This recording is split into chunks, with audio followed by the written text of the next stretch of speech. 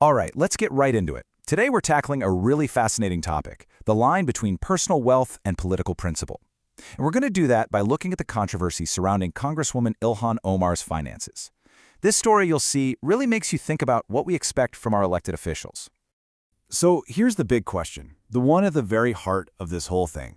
Can you fight the rich while, getting rich yourself? It's a real paradox, right? And it's this exact tension that we're going to unpack. Okay, first up, a progressive's rising wealth. Before we get into the arguments and the back and forth, we need to lay out the facts. What's actually going on here? So, for anyone who needs a quick refresher, Ilhan Omar is a U.S. Congresswoman from Minnesota. She's a huge voice in the progressive movement, and her entire political identity is really built around taking on inequality and the political elites. And that's exactly why her own money has become such a lightning rod for debate. So where's the money coming from? Well, if you look at her public disclosures, it's pretty straightforward. You've got her congressional salary, which is standard, but then there are also book deals, speaking engagements, and of course her total household income. Now, the key thing to remember here, and this is super important, is that all of this is completely legal and it's all been reported, right? By the book. All right, so if it's all legal, what's the problem? Why are we even talking about this? Well, that leads us right into the first side of the debate, the case for scrutiny.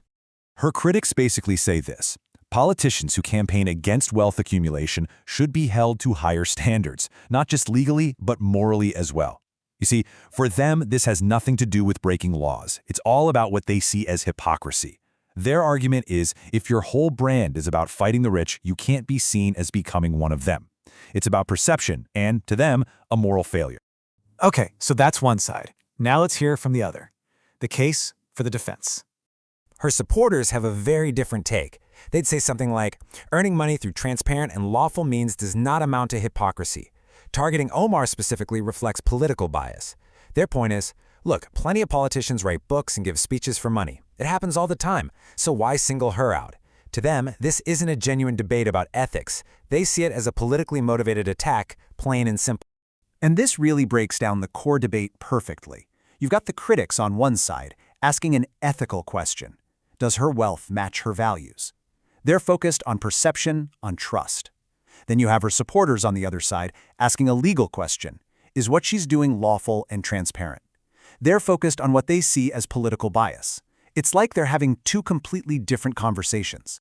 So that disconnect brings us to the real crux of the issue, doesn't it? The blurry line between what's legal and what's ethical.